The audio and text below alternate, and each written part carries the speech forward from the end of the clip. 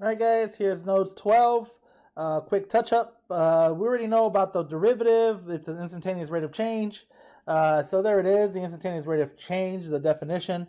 Yeah, you can also call that your, how to take, that's the definition of a derivative, really. So let's go right into it, guys. So this one here, example 1, it says, find the rate of change of area A of a circle with respect to its radius r. So you're finding the derivative of A, but with respect to r. So this is a little different than previous because in the past we'd usually be taking a derivative with respect to x, sometimes t. So here we go. So you can say a prime, but the best way for this one, guys, is to say the derivative of a with respect to r. So dA dr is equal to, so before you can take the derivative of area, you got to know what area is. Area of a circle is pi r squared. So now that you know that, you can just say this area is going to be 2 pi r. And that's it. If we were doing implicit, then you would probably maybe say dr, but that's just one, so it doesn't, there's no need for that there. And that's it, guys. And then letter B says, evaluate the rate of change of A when r is 5 and r is 10. So we're just going to plug it in. The correct way to say it is dA dr, and then write a line there. That means evaluate it at when r is 5. And it's going to be 2 times pi times 5. And you're going to get 10 pi. And we're going to do the same thing again, dA dr, when r is 10. And you're going to get 2 times pi times 10. So that is 20 pi. Of course, it has units. And on letter C, they tell you if r is measured in inches and a is measured in square inches, what units would be the appropriate for dA dr? Well, remember, this is the rate of change, and look what dA is. That's the rate of change of area, and the bottom is the rate of, with respect to the radius. So area over radius. Excuse me. So it's the rate of change of area with respect to your radius, guys. So it'd be square inches per inch of radius. If you were to do just units, square inches per inch, do not cancel those out, guys. Leave them alone. And yeah, there's my happy face. Maybe the little, okay. Yeah, so there it is, guys. Let's continue. Virtual class, are you guys okay? Yes. All right. Instantaneous velocity, you already knew this. Hey, relax, it's not you. You already knew this. This dSdt is just derivative of position. And they tell you right here, there's a position function. Why do they use the letter S for position? I think it's like something with Latin. Sometimes they use the letter S. Sometimes they use the letter X for the x-axis. On the AP exam, one time they used the letter Y because you were on the y-axis. So it just depends, guys. So that's derivative. That dSdt means derivative, right? All right, the speed. The speed is just absolute value of velocity because velocity is a vector and speed is a scalar. And they tell you that. The dSdt means velocity, the rate of change of position in respect to time.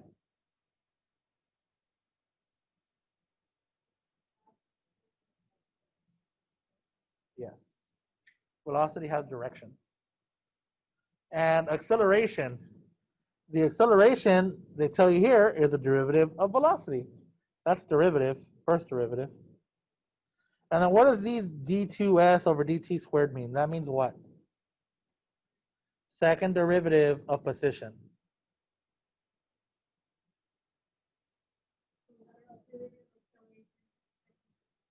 Okay, no, you said something wrong. The first derivative of acceleration is called a jerk.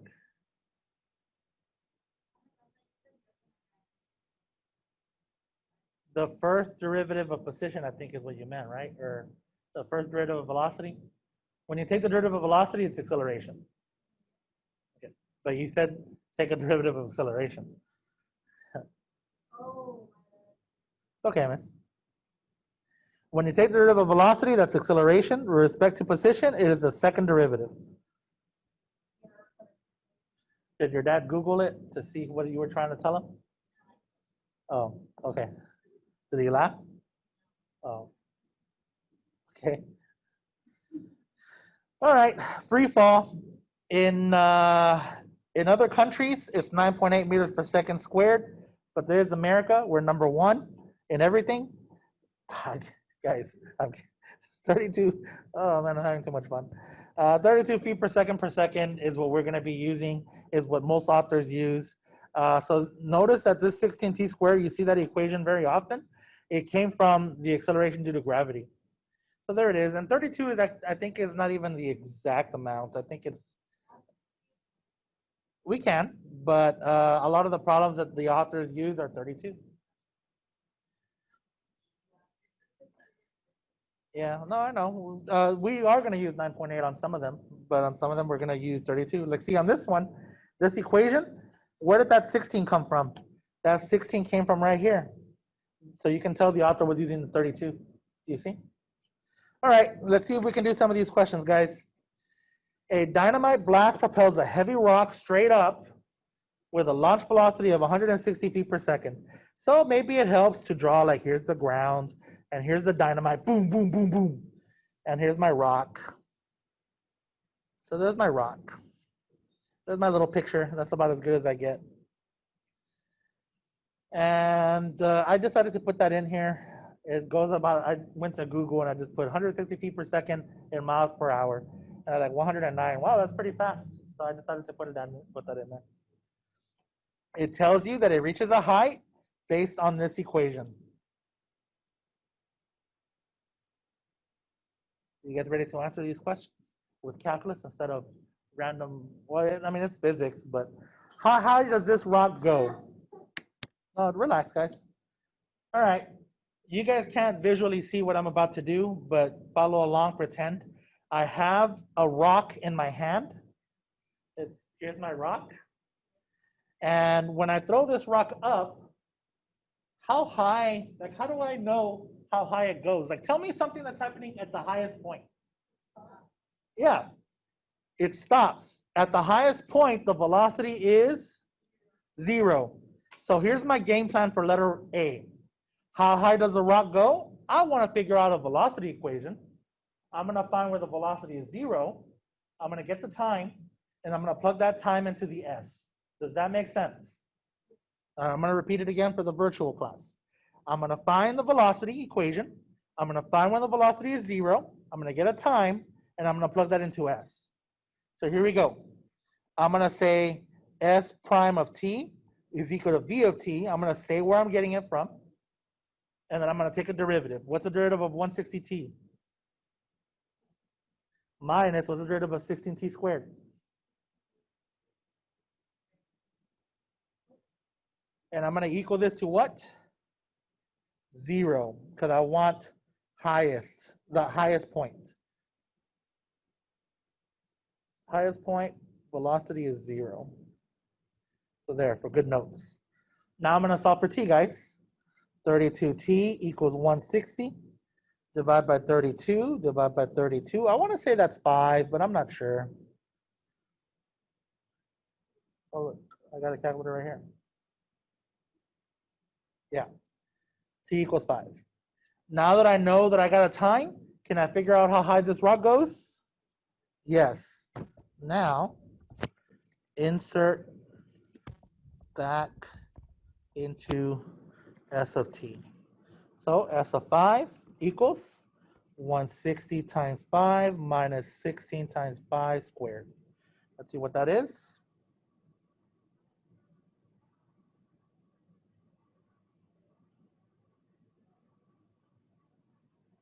I got 400. I need units. What are my units in this question? Feet. This rock goes 400 feet up in the air at 5 seconds, and that's when it reaches its maximum height. This is my position function, yes. Yes. Mm-hmm. By the way, they're being nice on this one. Could we have done, so here's where physics and math become one. Could we have created our own position equation? Yeah, look guys, F equals velocity initial times time plus 1/2 A times squared. And Yanni, sorry.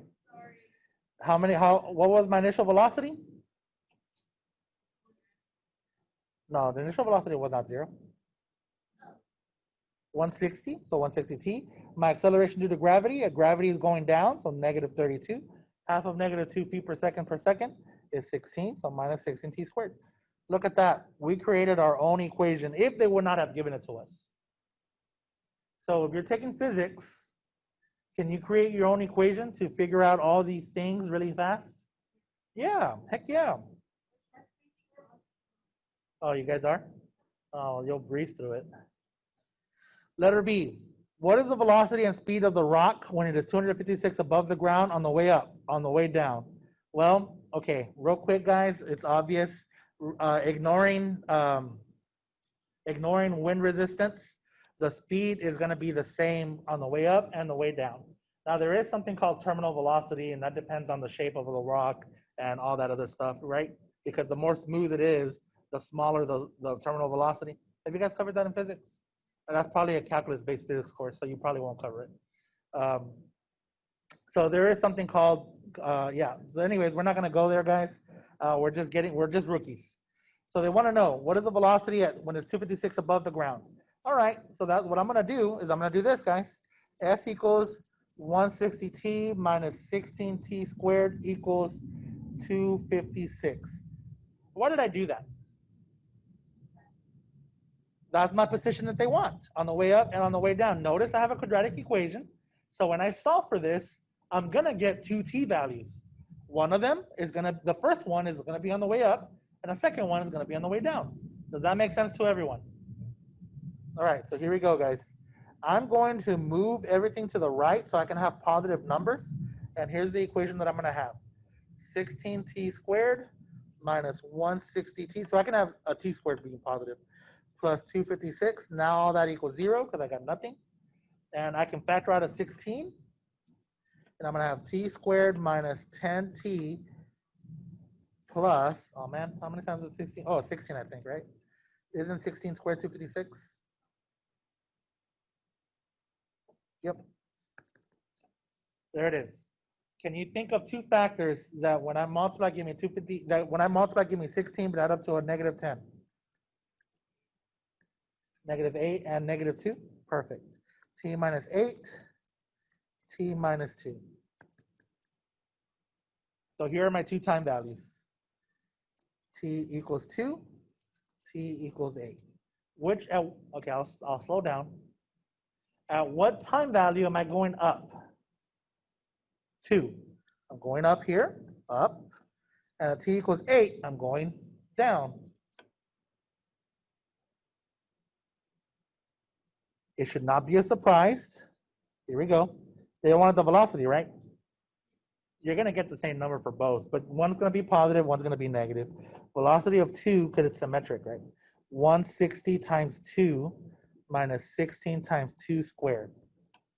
I'm just going to type it in the calculator, guys. 160 minus. Oh, yes. I got the wrong equation. 160 minus 32 times 2.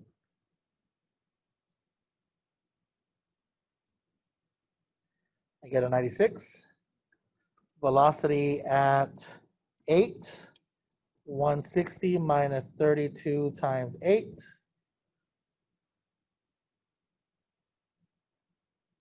I get a negative 96. Are you shocked? Are you shocked? No. Why is one negative and the other positive? One's going up, one's going down. Answer the question. You say at t equals 2, velocity is 96 feet per second. At t equals 8, velocity is negative 96 feet per second. I'm sorry, say it again.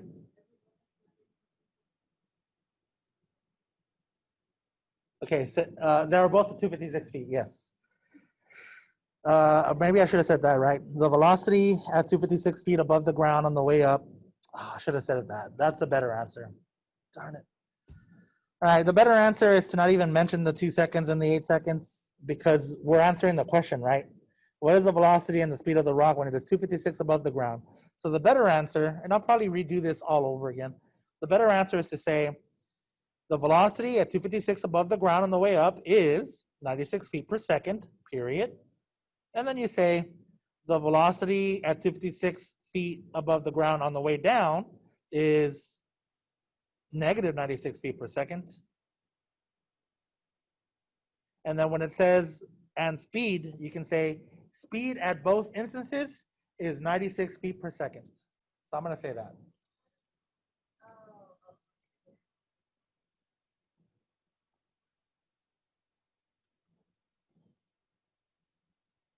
Because it's the absolute value, right?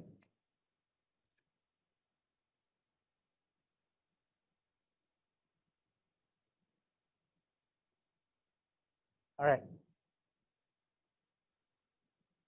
You guys ready for the letter C?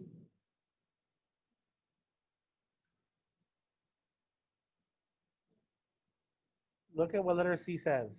And let's see if we can do it without anything, without any calculus. What is the acceleration of the rock at any time t during its flight? Okay, this is in America.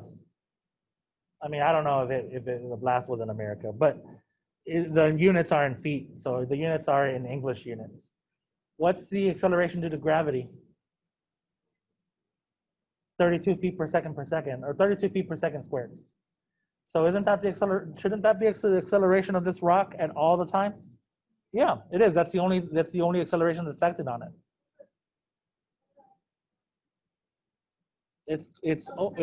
It's always being pulled down at a rate of 32 feet per second. You know what I mean?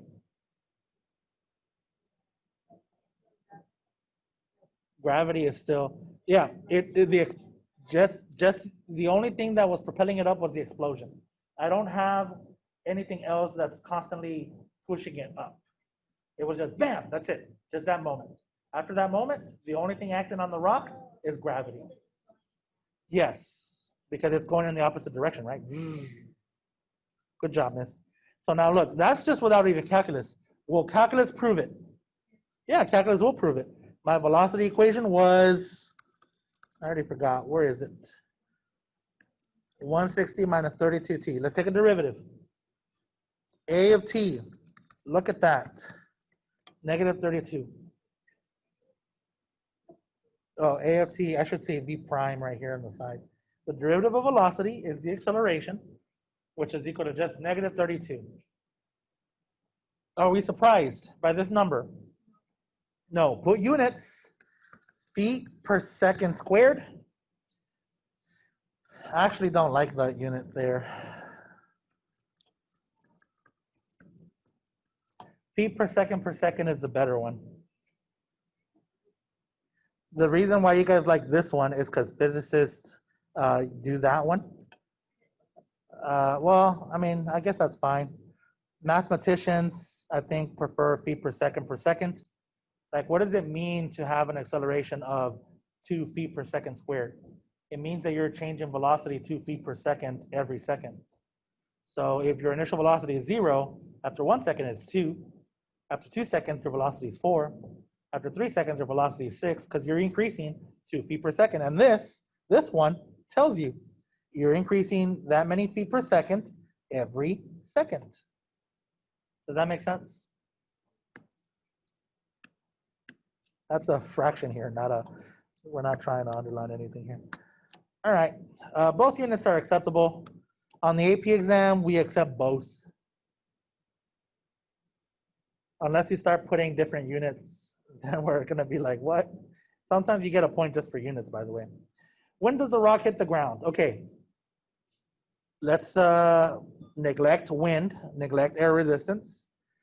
It's symmetric because we're in a balanced horizontal. We're not throwing a rock off a building, shooting it up and then coming down. If it takes 5 seconds to reach the highest point, how long will it hit the ground? In 10 seconds, why? Yeah, it takes 5 seconds to reach the highest, it takes another 5 seconds to come down. So will the math tell us that it's 10 seconds? Well, here you go, here's the math. S of t equals 160, what was it? 160t minus 16t squared. I'm going to equal that to what? Yeah, 0, because I want it to hit the ground. So then I just solve.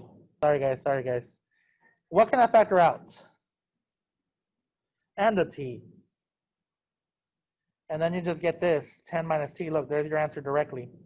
T equals 0, t equals 10. Sorry, guys. Just put an X on it.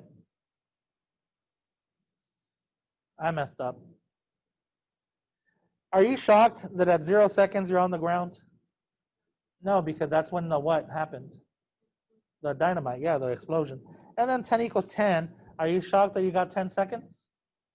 No, because it takes 5 seconds for it to reach the highest point. So it takes another 5 seconds for it to reach down. Does that make sense to everyone?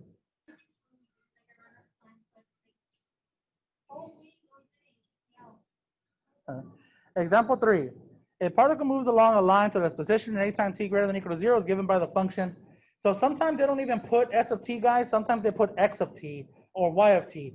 So understand, you're moving on a line. So you're either moving left, or I guess they didn't say how this line is. It's just you're either moving left or right. That's it. Where s is measured in meters and t is measured in seconds. So Chavez, why do you only move left or right? Because I'm moving on a line. Wherever this line is at, you're either moving left or right.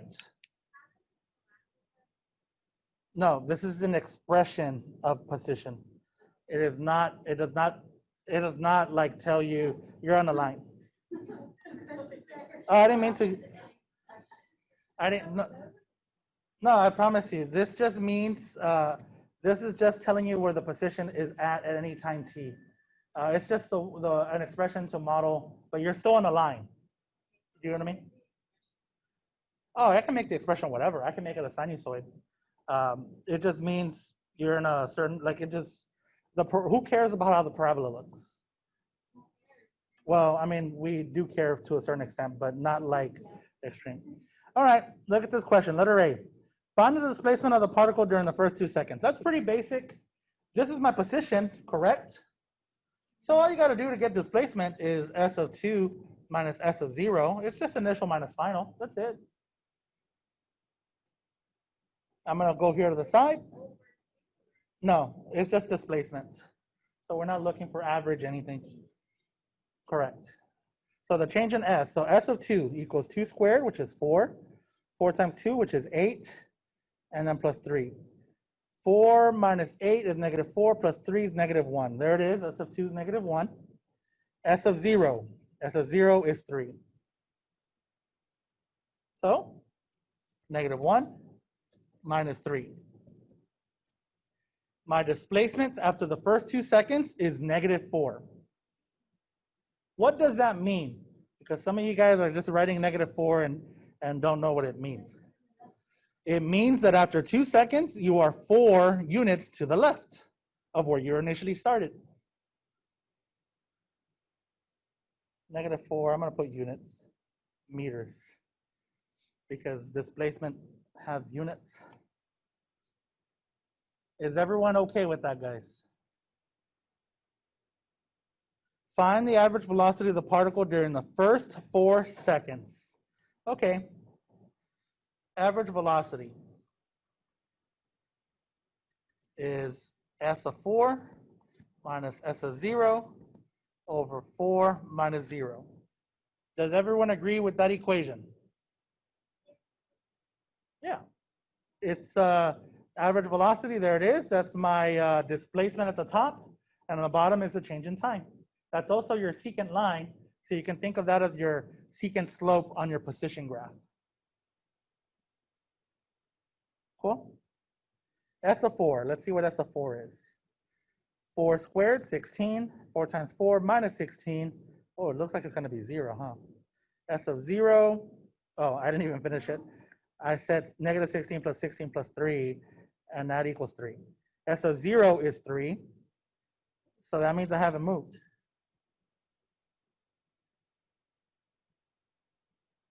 So the average velocity is 0 meters per second. Why is that weird? You haven't moved. All you're saying is that, okay, in the morning when you wake up, you get out of bed, right? At night, do you go to sleep in the same bed? Your average velocity throughout the day is 0. Your displacement is 0. In the morning, you wake up, you're getting out of bed. At night, you go back to sleep in that same bed. Your displacement has been 0. So your average velocity throughout the day is 0. Are you sure? 100%? No, it's saying that the average velocity is 0 because at 4 seconds, you're back where you started from. It's not saying that the speed, yeah, you went to the left. Obviously, I moved. Look, at 2 seconds, I went -4 to the left. So in the next 2 seconds, I actually have gone 4 to the right. Does that make sense?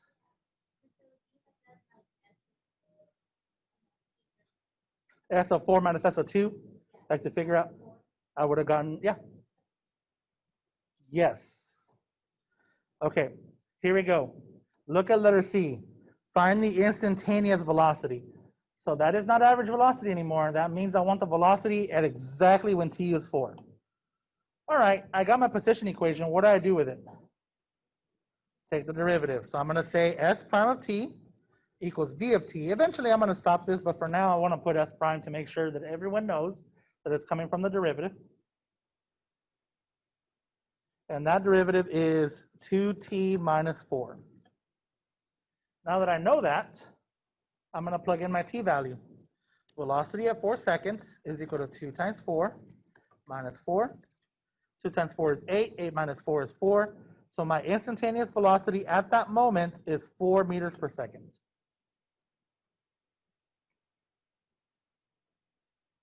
Are we okay so far, guys? All right. Find the acceleration of the particle when t equals 4. So how do I do that? Take another what? Of which one? Perfect. So I'm going to say s prime prime to indicate that I've taken the derivative of position twice equals v prime, which equals a of t. And the acceleration is just going to be always 2. I need units, meters per second per second. If you don't like that, you can write it meters per second squared. Actually, I agree with you guys. The meters per second squared looks cleaner. But meters per second, I think is better. And I probably should write the number 2 there, right? How do we feel? All right, there it is. By the way, I should probably put that the acceleration is that at all times, not just 4, but a 4 equals 2 meters per second squared. It's always that. All right, so here's the magic question. At what value of t does the particle change direction? Obviously, I changed direction somewhere between, look at this, guys. At 2 seconds, I was at -4, and at 4 seconds, I'm back at 0. So I obviously had to change directions because I went to the left, and then somewhere I went to the right. So how do we figure that out? Do I look at my position equation, or do I look at my velocity equation? Why am I looking at velocity? I'm looking at my velocity equation, guys, because velocity tells me when I'm moving to the right and when I'm moving to the left. So velocity was 2t minus 4. So let me put here on the side. If velocity is positive, moving right. If velocity is negative, moving left. I know that I changed somewhere between 0 and 4 seconds. I have to, I changed. Yeah, they're all, everything's connected, miss. So look, how do I figure this out right here, guys? How do I figure out where I change directions? Well, look, velocity is positive, velocity is negative. The only way that velocity changes directions is if my velocity graph crossed the t-axis. Does that make sense? Because that would be 0. So I set my expression to t minus 4 equal to 0. 2t equals 4. Divide by 2, divide by 2. T equals 2 seconds. Yeah, but that we're rookies, so we have to start it early. We have to start it simple first. So now we know. So I'm gonna put particle. We always gotta answer the question, guys. Changed directions at t equals 2 seconds since velocity changed signs at t equals 2 seconds. I know it kind of sounds funny, being redundant, but that is the correct explanation, and that is full credit right there.